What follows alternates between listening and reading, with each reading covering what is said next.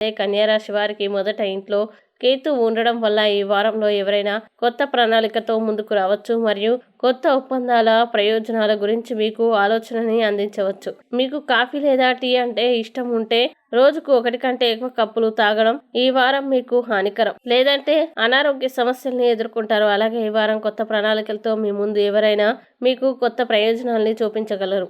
అటువంటి పరిస్థితుల్లో ఎటువంటి తెలివి తక్కువ పని చేయవద్దు. తొందరపాటు నిర్ణయాలు తీసుకోకుండా ఉండండి, ఎందుకంటే మీరు దాని నుండి ఆశించిన ప్రయోజనాల్ని పొందలేరు. ఇంకా కార్యాలయంలో ఈ వారం మీకు వ్యతిరేకంగా అనేక బలమైన శక్తులు కుట్ర చేస్తున్నాయి. అందువల్ల మీరు ఇప్పుడు అలాంటి చర్యలు తీసుకోకుండా ఉండాలి.